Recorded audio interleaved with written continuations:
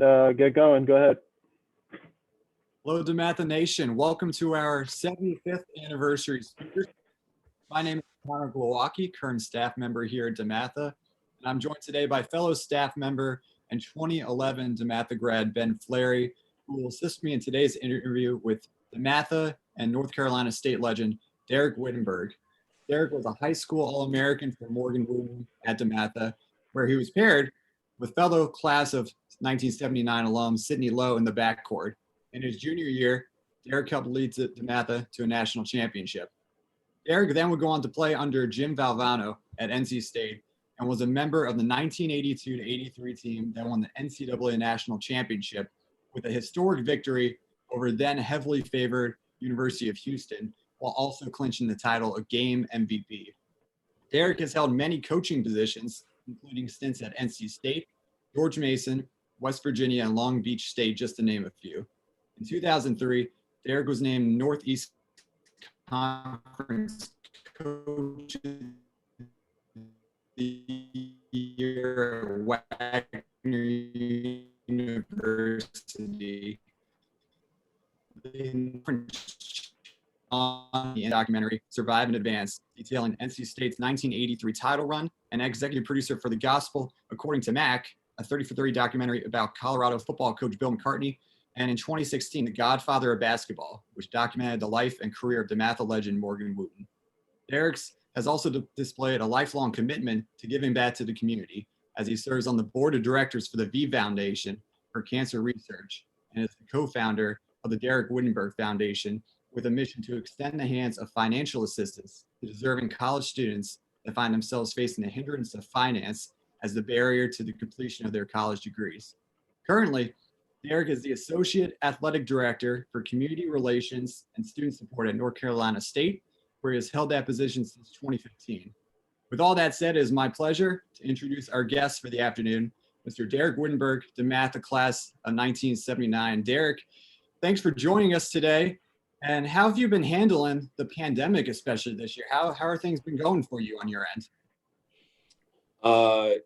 It's been challenging, but we found a way to fight through it.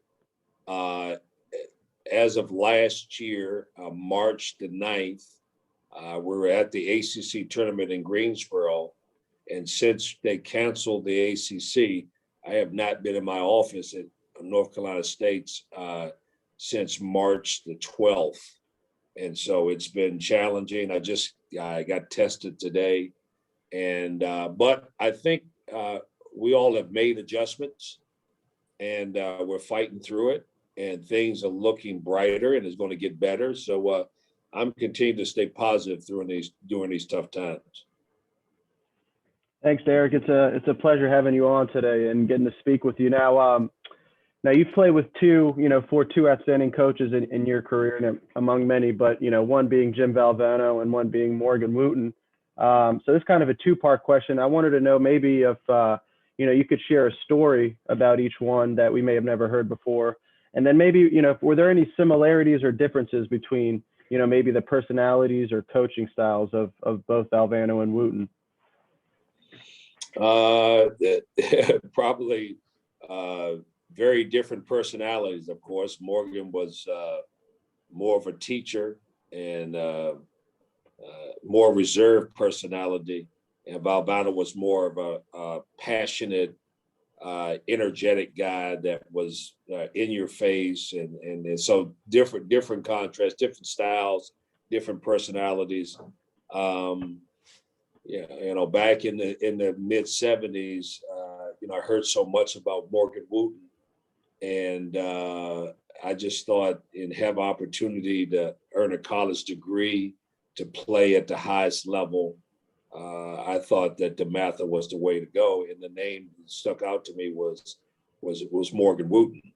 My Morgan Wootten story goes back to when I was coaching at Wagner College. I had just won the championship at Wagner, and Morgan has his camp up at Mount St. Mary's. Actually, it was in Frostburg. And Morgan calls me like Wednesday night and said he needs a speaker badly. He needs a speaker. So I'm at Wagner. I'm in New York. he's on the other side near West Virginia, way up in Maryland County. So he calls me. He said, Dereck, are you available? I said, Coach, anything for you. He says, will you be a speaker? Come up Thursday. I said, sure, I'll come up there. I said, how far is it? He said, oh, it's not that far. You're probably like about 3 hours, 3 or 4 hours. So I get up and something told me Thursday, get up early in the morning. So I got up really early and I started driving from New York. And I'm going I get to 81 and I'm getting to 7. I said, I thought he said it was 3 hours. It's about a 5-hour ride, man. And I got about 2 hours to go. So I got to go 900 miles an hour to make sure I get on time because I don't want to disappoint Morgan. So I get there and I'm doing my speech, doing my thing. I did a little shooting clinic for Morgan in front of all these kids. There's 600 kids there doing my shooting clinic. So Morgan meets me after the clinic. Now, he never pays anybody, ever. In 30, 40 years, Morgan never, I don't know if Morgan Wootten had a wallet. I've never seen him pull money out of his pocket. So he pulls to the side and he reaches his hand and he's got a folded up check for $300. I said, Morgan must be sick. He's paying me. What the hell? So what I did was, I said, Morgan, thank you so much. I thought it was a joke. Now his son was running the camp. So Morgan might have snuck and wrote me a check out of the camp, not knowing that Joe not knowing. So I looked at this check and I saw Fredericksburg, Maryland. I said, Coach, I see you. Man, I went and hurry up. I drove about 100 miles an hour to get to Fredericksburg, Maryland, so I could cash this check before Morgan figured it out. So that's my one Morgan Wootten story. I love the man. I love what he taught us. And then an opportunity when I went to state, I first was recruited by Norm Sloan. And then from there, Norm Sloan left and went to Florida. And then Jim Valvano came in. And Jimmy was unbelievable personality. I first met Coach Valvano when I was a senior in high school. I played in the Boston Shootout. And we played the New York team with Red Bruin and all these great players from New York. And I played with Earl Jones and a bunch of Sydney and a bunch of guys from DC on our AAU team. We beat them in a triple overtime game. So after the game, Valvano comes up and grabs me and Sydney by the neck. He said, I love you two guys. I'm Jim Valvano from Iona College. So fast forward one year, Norm leaves. Lo and behold, here's Jim Valvano walking in the press conference. And I see him walking in, and I said to Sydney, I said, Sid, that's the guy that's that crazy Italian guy that says he owns a college. He said he didn't own a college. He said, that's Iona College. So that's my Jim Valvano story. As you know, for Jim, obviously we won a national championship. I ended up coming back and coaching with Jim. And Jim passed away 10 years after the 10 years after that championship with cancer. And I was the only player that was a pallbearer on his funeral, selected by his family. I'm the only player that was selected to be a founding board member for the Jimmy V Foundation. So I have very close and fond relationships with those two men and their families. And I just, I appreciate DeMatha really starting that journey for me, and really the reason of why I've had so much great experience in basketball. And thanks for sharing, Dereck. Obviously, as you mentioned, you played for Morgan and you played for Coach Valvano, and then you were part of these. You produce documentaries on both of the coaches and with NC State. Your title run. What was it like being on that side of it, being part of putting all this information together and maybe seeing it from a different perspective? Well, the film business, I got into the film business by accident. I actually I got fired at Fordham, which probably one of the best things that ever happened to me in my life. Everybody says, what do you mean by that? Well, I just came off a year where Fordham University, which is probably the oldest gym in the country, the toughest academics in the Atlantic 10, and probably one of the worst budgets. I came in 2005, I came in 4th in that league. And the league was really, really good with John Chaney and Xavier was in the league at the time. Temple, Dayton was in the league. UMass was really good. GW was really good. St. Joe's was a top 25 team, and we came in fourth. And then, a couple of years later, I'm fired for no reason. But you know what? It was one of the best things that ever happened for me, because I'm sitting on the couch and I'm watching the Fab Five story, and I reached out to a friend of mine, Jonathan Hawk, and I said, you know what? I think the 83 story is just as good or better than the Michigan Fab Five story. And that's how it happened. And I worked for ESPN, and we put the film together. It took me 2 years. I was turned down 3 times. ESPN, I was turned down by CBS. I was turned down by TNT, but I was persistent. And we finally, we didn't know how good the stories would be. And we finally, in 2013, we launched the film. And as of today, even last Christmas, 68 million people watched Survive in Advance. It's the most watched sports documentary in the world. It's the first 2-hour film of the 30 for 30 series. So if I would have been still coaching, I wouldn't have the opportunity to have a reach of that many people. And people, I just had a Zoom call with 250 coaches from Ireland who watch Survive in Advance. Wow. So I get stuff like that all the time, because the lessons they learn about that journey of that team and Jim Valvano's leadership and just those guys, a group of ordinary guys that achieved something that was extraordinary. So sometimes things that looks like it's bad fortune actually is good fortune. And I tell that story, although I've been motivational speaking for the last 30 some odd years. And I always start off with that story that being fired is always not the worst thing in the world. Sometimes it's the best thing in the world. Thanks for sharing. And it's a great documentary, especially this time of the year with the NCAA tournament starting tonight. I mean, there's nothing better than watching it when college basketball is at its full swing. For everybody joining us today, if you'd like to have a question for Dereck, feel free to let us know in the chat bar. Then myself or Ben will call on you to ask that question. And I believe first we have a question from our very own Mike Jones. So Mike, go ahead and ask your question for Dereck. Appreciate it, Connor. What's up, Coach? Coach, how are you? I'm doing great. Great stories. You've always had great stories. I want to ask you a basketball question, though.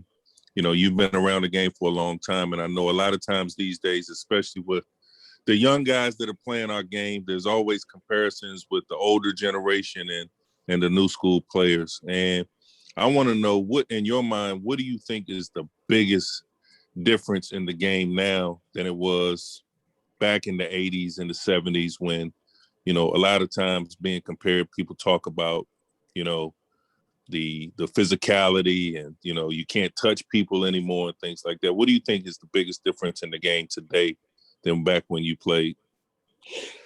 Well, I think one of the things we was much more of a priority than it is now is that winning was much more important for the older generation than I think for the new generation. I think it's slighted more for the individual. Now because of social media, guys can get on social media. How many hits I got on Instagram, TikTok, and Facebook. I think there's so many other distractions that it takes away from the team concept. And I think that especially at DeMatha, that it was all based on our team accomplishments in the process. And I think now the kids there's too much access to kids now because everybody else can influence them about what they should be doing as an individual as opposed to the coach. I had Boo Williams brought me down to talk to his AAU parents. And I had a talk called The Confusion. And the confusion is that the parents want to be the coach and the coach want to be the parents and the players want to listen to the coach and players supposed to be listening. They try to listen to parents. That's the confusion of basketball now. We have the only profession, Coach, that everybody in the world thinks they know how to coach basketball. Everybody. I mean, it's not football, it's not baseball, it's not tennis. Everybody says when they see basketball, because they can go out in the backyard and take a couple shots, or they can go play in their old man league of 60 and old. Everybody thinks they can coach basketball. So the difference of the day is that the kids are being taught, how many 3-point shots I can shoot, what's my numbers. When I was coaching at the end, guys used to look at that right after the game. They would look at their phones, and the first question their AAU coach or somebody would ask was, "How much minutes you get? How many points did you score?" It's all about the individual. So I think that's the biggest difference is the mentality. And the one thing I tried to do when I was coaching is that I tried to recruit guys from winning programs that understood winning and not individuals. Sometimes you get a kid that went to a school and he averaged 30-something points, but he's never won the championship. That's a kid that I didn't want to recruit. I want to recruit kids from Lake Clifton, DeMatha, Mater Dei. I wanted to find the winning programs. And if I can get the 3rd, 4th, 5th best player on that team, then he's already embedded in the culture of winning. And that one was important to me. So that's the biggest difference I see. I talk to a lot of kids and parents of today, even the parents at NC State. And the bottom line is they only interested in their kid and what happened in it. And here's what the thought, Coach, and it's the last thing I'm gonna say. The kids think, let me see how well I do, and then let's see if we win. That's the current mentality. Let me see how well I do first, because I got to get my numbers, and then let's see if we win. Great answer. Appreciate that, Coach. Yep. Thanks, Coach Jones. Thank you, Dereck. So we'll go to the floor now. We got a question from our very own David Aldridge, class of '83. David, Oh, yeah. I'll mute your mic and ask Mr. Whittenburg your question. D-Whit, what's up, man? David. Hey. Now, David, let me tell you something. Yes, that sir. That TW means Team Whittenburg, not Tiger Woods, okay? Just want to let you know. I only associate with winners, you know that. Hey, man, I wanted you to give us a couple of your funniest or best recruiting stories from back in the day, from over the years, because like I said in the chat, I don't know how any college coach gets anybody to ever commit to play for them with all the chicanery that's going on out there. Oh, man. Wow. Man, where do you want me to start? just pick the ones that you don't have to put any names to. You know what I'm saying?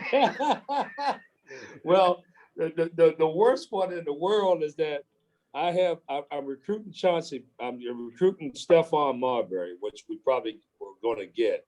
So because I came from Colorado, I'm recruiting Chauncey Billups. But I was at Colorado for 3 years, so I know Chauncey very well. So Bobby Crimmins he says, "How in the world, what are you doing to get Chauncey Billups?" I said, "Bobby, I got a relationship with this kid." So he got nervous. So we got Chauncey Billups on campus. And Bobby gets so nervous because he thinks that, some shenanigans going on. But me and Chauncey were very close. I recruited him in 9th grade in Colorado. So Bobby Crimmins, not knowing a lot about Chauncey, he says, "Now, Chauncey, we're probably going to get stuff on. We got Drew Berry. If you come here, you're going to get a lot of playing time and everything." So I didn't hear this conversation. So Chauncey comes up to me and says, "Coach Whitt," he says, I want to come to Georgia Tech, but Bobby Crimmins told me that I'm not going to start." I said, "What?" I said, "Not going to start? Wait a minute." I said, "Chauncey, wait here." I went and called Bobby Crimmins. I said, "Bobby, this is one of the, other than Marbury, this is the next best guard in the country. He could start anywhere." Lord, and needless to say, you know what happened, David? He ended up going back to Colorado. He didn't sign. That was unbelievable. I tell you one story. I got in trouble with this. So we're recruiting Stephon Marbury, and I could, and Lord rest his soul, the late Jerry Tarkanian from UNLV. So back in the day, David, just because you sign a kid, that don't mean they start recruiting. They start recruiting them harder. Right. When a kid commits to you verbally, now you got to really work. And so Jerry Tarkanian kept kept recruiting him, kept recruiting. The kid committed to us in November, but the signing date was in the spring. So he kept recruiting and kept. So I said, the news reporter came to me and said, what do you think about this, Coach Cartani recruiting this kid? I said, it's unethical. And boy, they put that in the paper, and Bobby Crimmins ripped my butt. I mean, he said, don't ever make a comment like that against another coach, regardless it's true, blah, blah, blah, blah, blah, blah. So we get back to North Carolina. He said, he gets all excited. Yeah, Stefan is coming. And we're in the room, we're waiting on the call and everything. And the family's going to call us and make another official verbal commitment. And I'm sitting there quietly in the room. And I said, Dereck, why are you not excited about Stefan not signing at Georgia Tech? I said, do you see any papers in front of us? We have no signatures. He is not, until I get a signature, that's when I'm going to get happy. I said, we got more work to do.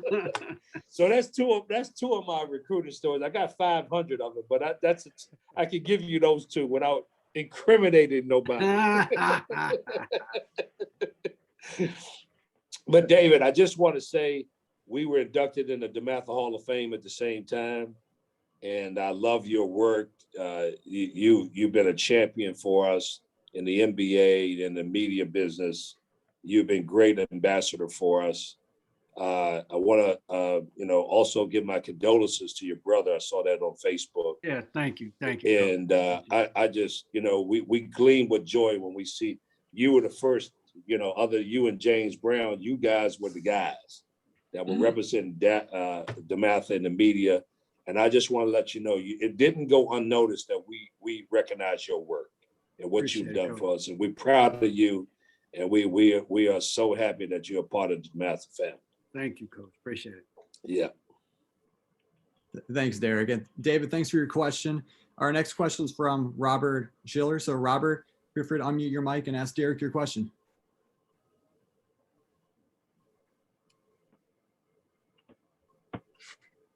Yeah, good afternoon, Dereck. Good to see you. How you doing? Hey, Rob. Hey, how you doing, man? He's right here in Raleigh with me. I sure am. And what Dereck did not include in his bio is he's actually been on the North Carolina Symphony Board for the last 3 years. And thank you for your work with the Symphony. I've been at the North Carolina Symphony. I'm their CFO. I've been here for about 17 years, class of 85. And it's been an honor to get to know you, Dereck, and your wife, Jacqueline, over the last 5 years. And thank you for your contributions to this community, especially with the Dereck Whittenburg Foundation, which I think I might have mentioned at the beginning, has really been instrumental in helping several college students finish their college career, whether they're in community college or in a 4-year college. These are kids who are having true financial difficulties, and through your fundraising and the work of Jacqueline and work through the community, you've raised just a ton of money to help these kids, these students complete their academic career. So thank you. But my question is this: I was watching actually the video this morning. It's the final timeout. It's a national championship game, 44 seconds to go. What was the play that Jim Valvano called in that last timeout?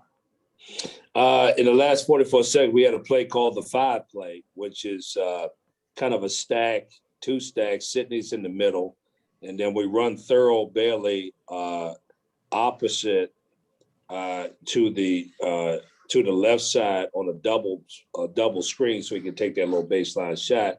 And they leave me open on the right side for a one-on-one opportunity. Either if the guy comes up and backdoor, Sydney can throw a lob to me, or if he doesn't, then I catch the ball, isolate on the right side and play one-on-one as a 5 play.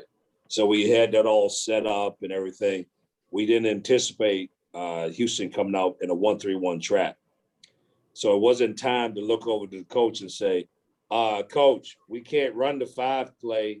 They're in a trap. So we were ad-libbing, knowing that DeMatha time and score, that we got to take the last shot. So we're passing around, and so you got a clock in your head. And then when Thurl got that ball with 10 seconds left in the corner, he saw me, and luckily he threw the ball to me, and I retrieved it with two hands, like I'm taught in DeMatha, not one. Retrieved it with two hands and in one motion, got it up there. And nice pass to Lorenzo, he dunks it in. So, you got to be good. You have to have a little bit of luck in winning a national championship. I don't know if everybody knows, Tom is going to help me with this, but I believe that Sydney and I are the only two teammates that's won a national championship in high school and a national championship in college. And I just think that that's huge in so many historical moments. And I look back at it, and then to have the opportunity to visit the White House twice, Sydney and I. We visited the White House in 1983 with Ronald Reagan, the late Jan Russ, Bob Gagan, and Morgan Wootten. We visited Ronald Reagan in the Oval Office, and then to come back in 2016 and visit the first African-American president, Barack Obama, and also visit the Red and the Blue Room, and then have an opportunity, guys, from growing up in Washington, D.C., being out on the White House lawn and giving a speech about your experience growing up in D.C. and talking about your experience being in the White House with the first African-American president, which is a powerful moment and a moment in time that we should not take for granted. Because growing up in Washington, D.C., driving around Pennsylvania Avenue, wondering what it was like to be in the White House or the most powerful person in the world. And to have that opportunity to do that and to see the first African-American president was huge and something that I'll never forget. Thank you, Robert, and thank you, Dereck, again. So, Dereck, I kind of want to take you back to your high school days, your DeMatha days. Was there a specific, maybe your favorite teacher that you had or a favorite class that you had while you were at DeMatha, or one maybe that kind of sticks out of your head? Favorite class, favorite teacher? Well, my favorite class and my worst class and my biggest fear was Buck Offit, the late Buck Offit. Man, you had to be prepared. You couldn't, in the quizzes, he would change the quiz questions up, man. He'd change the answers up. So Buck Offit in English, he made you learn. You could not finagle anything in Buck Offit's class. And I finally figured out with Buck Offit, man, you just got to read it, learn the material, and know it. Because if you try to take it shortcuts, it's not going to work. One of my favorite guys was Buck Offit. He made you learn. And I can never forget Buck Offit and Mr. Conyers in biology. Those two for sure. Those guys were there's two teachers that I would never forget. Thank God I didn't have Morgan in the class because I know Morgan would never give you anything. But Buck Offit was unbelievable. I love Buck Offit. He always told you the truth. He was tough. He gave you tough love. And he made you, that's what I like about the discipline, about DeMatha, the way you dress, the way you carry yourself. And they made you learn. They didn't give you any shortcuts at DeMatha, and that was a good trait to have. Hey, Dereck, we got a question here from Philip Berger. So, Philip, go ahead, unmute your mic and ask your question. Hey, Dereck, great to see you. I coach a lot of basketball at the youth level, so fourth and sixth graders, and I totally buy into your thought that today's players are really about stats and playing time and highlights. So how do you get them to buy into the team approach? Because I think in the older days, and maybe Valvano was like this by like a Bobby Knight, you would just kind of break the players down until they bought in. You can't really do that in today's environment. So how would you get that team mentality at NC State or at a high school today? You have to constantly sell them on not what they want to hear, but what's the ultimate goal, right? Because I think even in college we make the mistake. All these guys sell them on the fact that they're going to be the pros, knowing that 99% of them are not going to be a pro. But that's what they want to hear, right? So you got to give those of both, the college level. And to me, I think you got to give them a steady diet of what it's like to be a part of something bigger than yourself. Yeah, people talk about championship teams for the rest of their life. It's a special moment when you're part of a group of guys that do something that winning the champion. Somebody just sent me a picture of me back in when I was in, I guess I was 16 years old, and Mr. Bates' AAU team where we won the championship. And it's me and Sidney and Thurl Bailey, a bunch of guys. And I forgot. Yeah, in AAU, I won the championship. I don't even think more AAU guys do they want to win the championship, or they just want to have great players and win a lot of games? I don't know what they're selling, but I think at all levels, you got to try to reiterate team. You got to reiterate winning, and if you can continue to instill that, and you got some individuals that have to achieve and try to balance out playing time. And the one thing I always talked about with playing time with kids is that players determine who played, not the coach. So if you play well in practice, everybody deserves it. If I got 10 people to play well, 10 people are going to play well.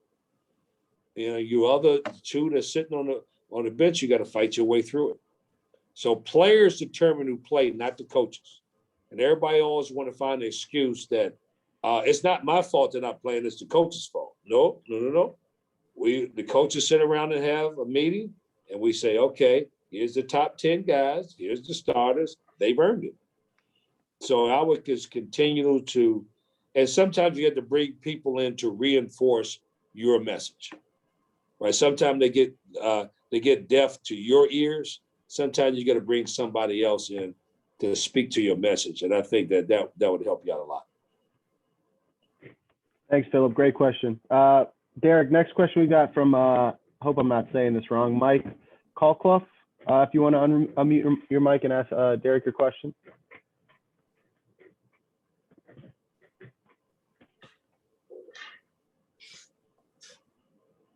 Mike Colclough. If not, Dereck, I can. Okay, can you hear me now? There we go. Okay, hey, good to see you, Dereck. Good to see you, man, from the old neighborhood, Glenard. And I appreciate you taking the time out to speak with us, man. And when I get an opportunity, I'm going to head down there to North Carolina to kind of see you and check you out. Hey, I just want a quick question about the recruiting process and the one and done rule from folks going into college and then that lure, particularly for schools like NC State, University of Maryland, Duke, your North Carolinas. It's not a lot of kids who are eligible for the NBA staying that 1 year, staying that 2 years. And I think some of the league now in the NBA is getting a little diluted from players not learning the fundamentals like we used to learn at DeMatha, like you mentioned, catching the ball with two hands, just the shooting, passing, and things we used to learn over at DeMatha. So just kind of speak about the recruiting process for the college ranks and that lure going into the NBA. There was a survey done with Division III players, Division II players, and Division I players. 25% of Division III players thought they could all go in the NBA. Right. 56% of Division II players thought they'd go in the NBA. God knows, at Division I, every one of them jokers thinking they're going to the NBA. Right. And so the mentality and the indoctrination of how basketball has evolved has got everybody thinking they're going to go to the NBA. Okay. Let's clarify that one. So that mentality is passed on. And I remember when Mo Rivers, the coach, great high school coach at Rice High School in New York, in Harlem, great coach. He had great players, Felipe Lopez, all these great players. And his last year high school coaching before he went to St. John's, he was walking around the 8th grader. And the 8th grader had his uncle, his two parents, two of his workout guys. He had about 6 guys with him. And they're walking, touring the high school. And the uncle and the coach says, Mo, you got to take this kid. This kid is going to the league. Now he's in the 8th grade. Right. He ain't even going to high school yet. So that just tells you where this mentality is. Okay. Let me clarify the one and done. One and done is overrated. There's only about 5 or 6 kids every year that's one and done. Right. 5 or 6 kids. And Hunter, our big DeMatha kid, he might be going next year, right? Yeah. I heard he might be leaving, but it's only 5 or 6 kids a year that's one and done that's going. So I get that. You know, for them, yeah, I get that. It's the other guys that you got to appreciate the experience of the college game. Right. There ain't nothing wrong with the college game. You know, it's fun, it's exciting, it's great. You can see by the tournament. It's nothing like going to that tournament and have a chance to win that tournament. So it's nothing against tournament. So most of our kids are thinking that all this is about is the NBA, and it's not, and that's not true. You know, it's you maybe we all want you to go, but if it doesn't happen, and you can go overseas, or you can be successful doing something else. So I just think it's a mentality that's going on. And I didn't like the rule that they made kids stay for 1 year, you know, because the great players, the Kevin Garnett's and the Kobe Bryant's, and, you know, and the LeBron James, they're good enough to go. Let them go. But if now they have to make a decision. See, if they can go, they got to say, okay, I'm just going to go to the NBA, and then you don't have to worry about it. Right. But once they come to you, well, their game plan is what? They're coming to use you for a year to go to the NBA. So they may not be part of your overall plan. Yeah. So it's just the way it is today. And coaches got to manage that. And if you can look at Duke University, they've had several one and dones. You look at Kentucky, 2 teams that been used to having one and dones, and all of a sudden it's caught up with them, right? Mm-hmm. And now they don't have no one and dones, and now the development of the other kids are not there. Yeah. So you can see how it can backfire on you, but that's just what coaches got to manage today. Yeah. Thank you. I appreciate that, Dereck. Yeah, no problem. Thanks, Mike, for your question. I just want to say this too, guys. One thing that we all take for granted about coaching, especially in college.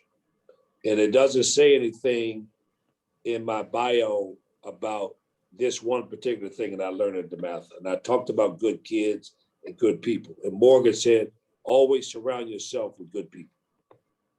So in my years of coaching, 98% of my kids that stayed with me graduated. Okay? Almost every kid that stayed with me graduated. Number 2, at Wagner College, I had 6 guys on the dean's list and I had a 3.0 GPA for 4 straight years.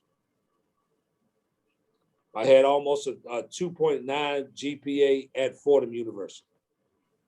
But more importantly, none of my kids, no NCAA violations, and none of my kids got in trouble in my 11-year tenure coaching as a head coach.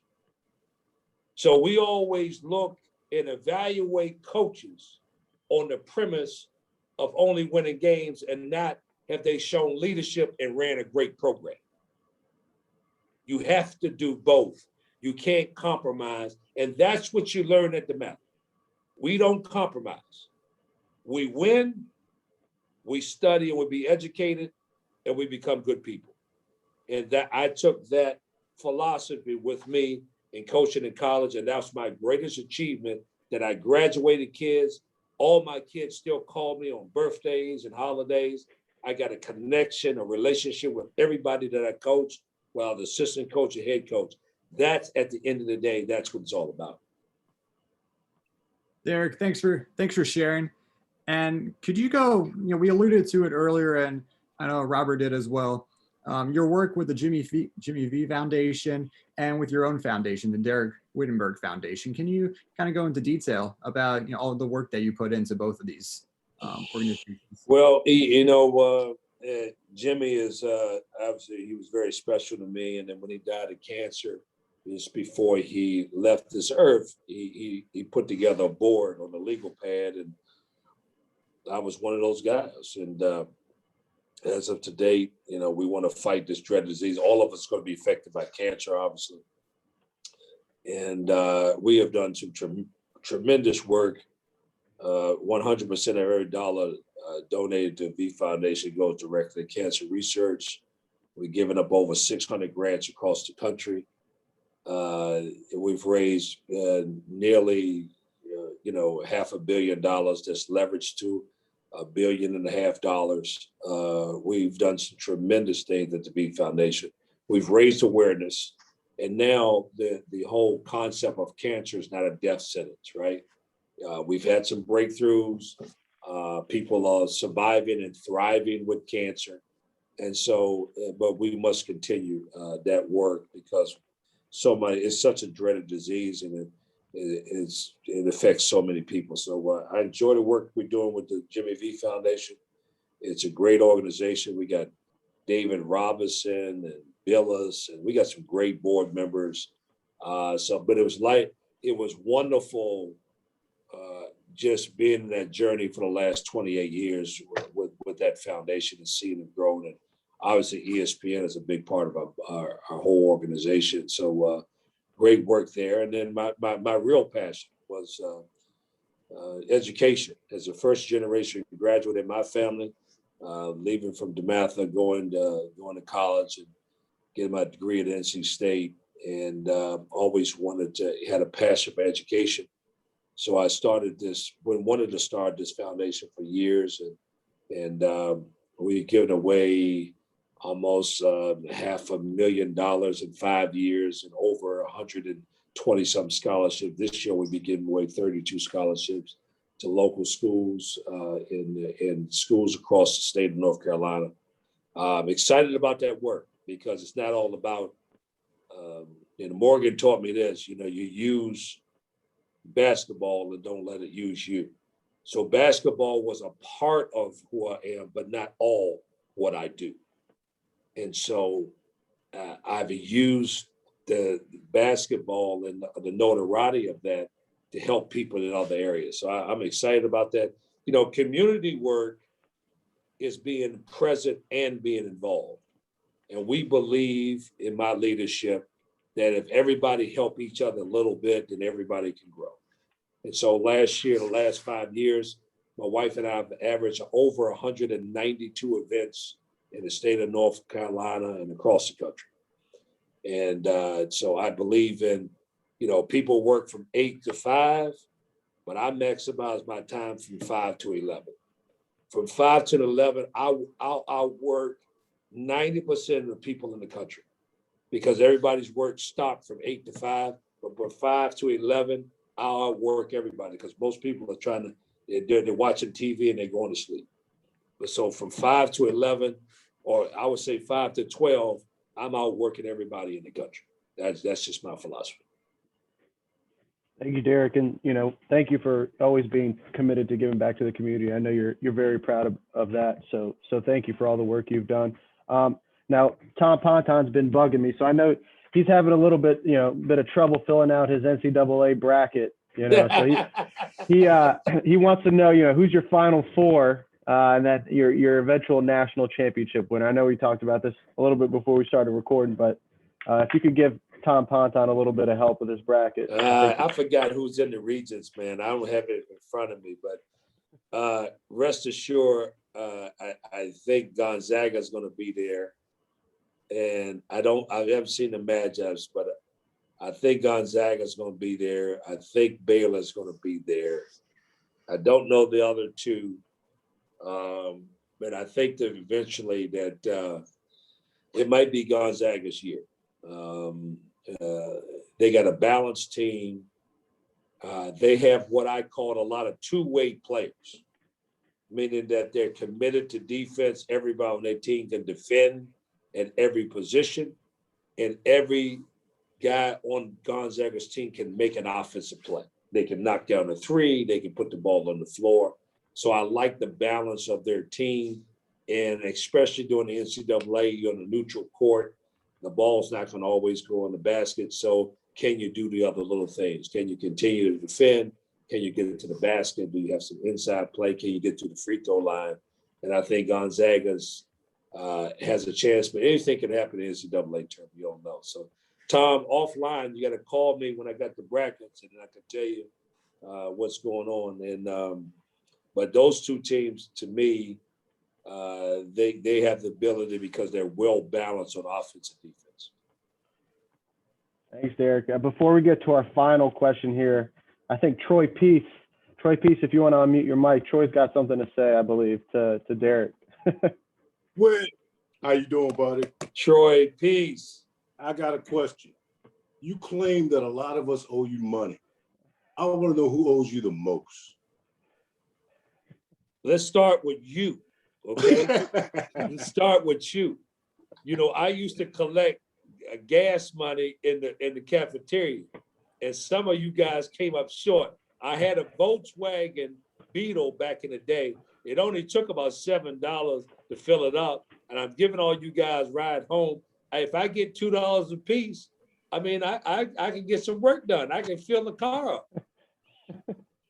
As you know, guys, I do have a DeMatha jacket on that Ponton did not give me. I had to buy. You know, at DeMatha, they don't give you nothing, okay? You have to make a donation and you have to buy.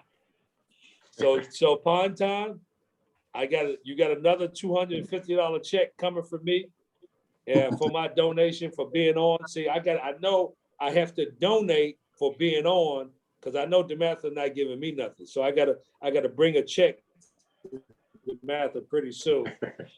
And Ponton, the reason why I bring a check, I want to hold on to the money a little bit. I don't like going online and you getting the money directly. I want to hold it for a little bit more interest for another couple of days. See, I learned that from Morgan too, Tom. Well, we're going to give you money. We're going to give you an orange drink and a T-shirt, Dereck. But listen, guys, I'm gonna tell you, DeMatha and the relationships that I have, it's invaluable. And I always preface when I see a DeMatha guy is DeMatha for life. And we have a special bond with DeMatha guys across the country, whether you played or everybody with the school. Like you said, there's 38,000 high schools in the country, but there's only one DeMatha. Appreciate it, Dereck. And yeah, this is gonna be an exciting time. This NCAA tournament, we got Ronnie Everhart, class of '80, assistant coach at West Virginia. Josh, yes, class of 2017 at UConn. Justin Moore, class of 2019 at Villanova, and Hunter Dickinson, class of 2020 in Michigan. So we got a lot of DeMatha to root for also in the tournament. And thanks for coming on again, Dereck. Before we go, I'm gonna toss it over to Ben from a message from our advancement office. Yeah, so Dereck, just on behalf of DeMatha, again, I just want to say thank you very much it's been a real pleasure having you on and, hearing all these great stories, about Morgan, about Coach Valvano, about your, community service work. So it's been a great pleasure to speak with you and have you on. Just got to put my advancement hat on.